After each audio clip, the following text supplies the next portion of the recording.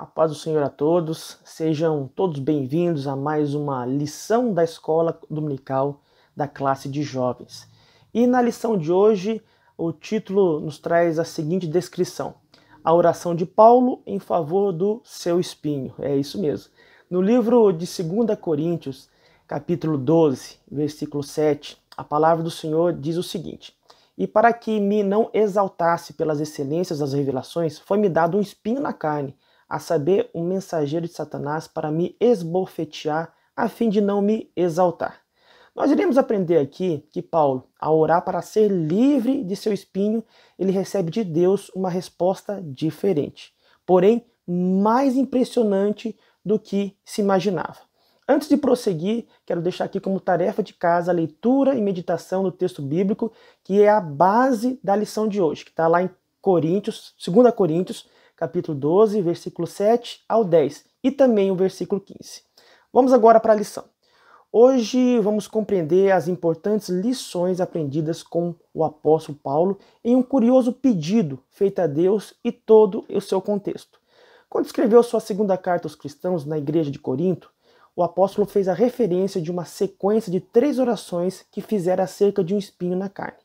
E o que nós aprendemos aqui?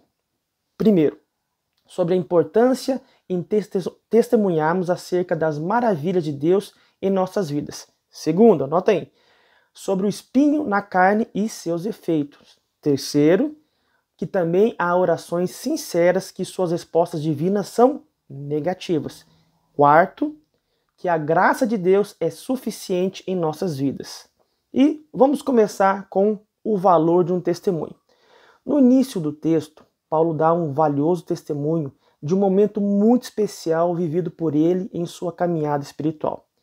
O apóstolo cuida bastante em deixar bem claro que ele não vê mérito em viver tal experiência, mas faz o relato para que as demais pessoas sejam acrescentadas em sua fé. Deus permitiu que o apóstolo tivesse visões e revelações, e nessa carta elas são apresentadas de forma restrita.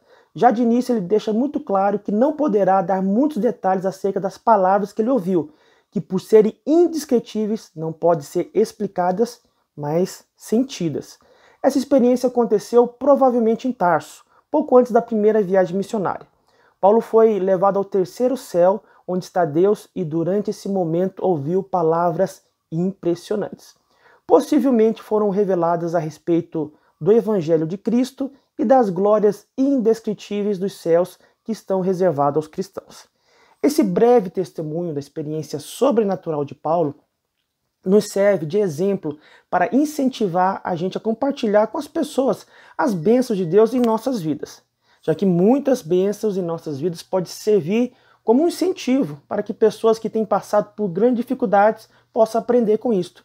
Por exemplo, ouvir que Jesus abriu uma vaga de trabalho ou curou um doente pode ser um bálsamo a alguém que vive a realidade do desemprego ou ainda que está sofrendo com uma doença muitas vezes sem cura. O que precisamos cuidar é que essas bênçãos compartilhadas elas devem ser sinceras e com um propósito correto. Não podemos nos valer dela para a autopromoção. Agora vamos para o próximo tópico da lição, o impressionante na vida do crente. Paulo conta em seu testemunho que ouviu palavras inefáveis, impressionantes, indescritíveis, que com vocábulos humanos não se consegue descrever. Mas o que é inefável? Bom, segundo alguns dicionários, é algo que não se pode descrever por causa da sua grandeza, do seu poder, da sua beleza. Possivelmente as visões e revelações que o apóstolo teve foram magníficas e impressionantes que qualquer definição humana jamais conseguiria descrever. São situações que somente podem ser sentidas, pois não há palavras em nossa gramática capazes de trazer um conceito e definição. Experimenta aí você conceituar o amor de Deus na sua vida. Bom, o que você vai conseguir é trazer diversos exemplos e situações que não irão trazer definições, mas uma experiência, uma emoção e um sentimento. Agora, voltando à lição, muitas vezes passamos por experiências que marcam a nossa história e nos fazem refletir acerca de importantes ações. O exemplo disso está no contexto que estamos estudando. Não há uma descrição acerca da visão, nem sobre o que foi revelado. muito menos uma maior clareza acerca das palavras ditas como inefáveis. Mas esse evento marcou profundamente a caminhada de Paulo, bem como as vidas dos incontáveis cristãos que tiveram acesso a esse relato ao longo da história. E você sabe o que aconteceu? Esse evento encorajou o apóstolo a aceitar com serenidade os sofrimentos que enfrentaria ao longo dos seus anos de trabalho ministerial. E o espinho recebido não o permitiu jamais agir com soberba pela grandeza do que ele experimentou. Foram experiências edificantes. E diante disso eu te faço uma pergunta. Quais episódios nós temos vividos? Que experiências com Deus estamos colecionando? Elas nos edificam ou elas nos frustram? Vamos nos lembrar que tudo que vivemos está envolvido em um processo, um trabalho diário, um constante aprendizado em uma íntima relação com o Espírito Santo de Deus. Invista nesse relacionamento. Vamos agora falar sobre o espinho na carne, que você deve estar curioso, curiosa para saber do que se trata isso. Muito se tem perguntado acerca da natureza do espinho da carne, mas existem apenas suposições. Muitas pessoas acreditam ser algo de natureza física, como por exemplo assim, um problema nos olhos ou qualquer outra doença. Também há especulações quanto às perseguições dos judeus, a quem tanto o apóstolo Paulo amava, ou ainda sobre a ação constante de inimigos. Quando a gente fala em espinho na carne, nós temos imediatamente a ideia de sofrimento e dor, já usando o termo como uma figura de linguagem. Também podemos perceber como uma aflição, uma humilhação, uma doença, entre outras possibilidades. Paulo deixa claro que esse espinho lhe foi enviado como um agente para lhe trazer crescimento e lembrar ele da importância de evitar certas quedas tão comuns ao ego humano. E veja só, sem dúvidas, muitos são os efeitos positivos do espinho na narrativa do apóstolo.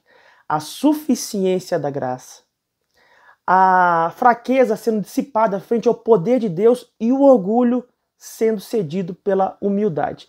E quanto a cada um de nós? Temos ideia de qual é o nosso espinho da carne? Escuta só o que eu vou falar. Será que ele é motivo de reclamação na sua vida e insatisfação? Ou nós somos gratos por nossas limitações? Gente, que a gente possa depender de Deus e com sabedoria lidar com nossos limites, sempre declarando com o coração aberto, dilatado: Senhor, dependo de Ti, preciso da Sua graça. Agora, vamos falar um pouco sobre o crescimento. O espinho na carne do apóstolo Paulo fez com que ele fosse mais dependente de Deus e em tudo buscar a orientação do Espírito.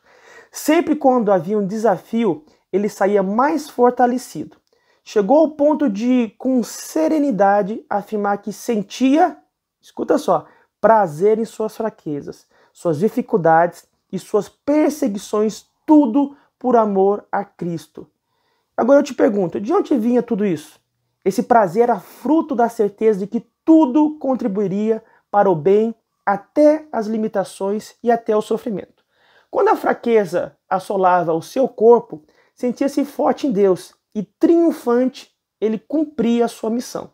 É nesse exato momento que o Espírito Santo encontra em nós uma maior abertura para o seu pleno agir.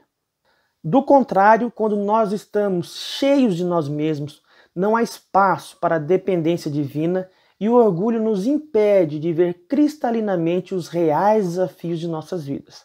Porém, presta atenção, quando nos colocamos totalmente nas mãos do Espírito de Deus, ele age em nós de forma extraordinária.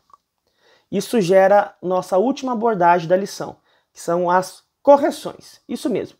Uma das formas de Deus nos aperfeiçoar é trabalhando as nossas falhas. Presta atenção no que eu vou falar. Em nossa limitação, o Espírito Santo vai nos formando e criando novas maneiras de percebermos e lidarmos com os desafios diários. Anotou isso aí? Muitas vezes, diante de nossas fragilidades, recuamos em nossa missão e pensamos em quê? Desistir. Mas não é isso que o Pai tem preparado para nós. Quando Ele nos chama para uma missão, tenha certeza que também nos dá as condições para isto. Porém, há uma questão central em toda essa dinâmica. Será que nós permitimos ser trabalhados por Deus em nossas imperfeições, em nossas incapacidades, em nossas limitações, nas nossas experiências, nos nossos erros? Em meio aos espinhos da nossa carne, como nós reagimos?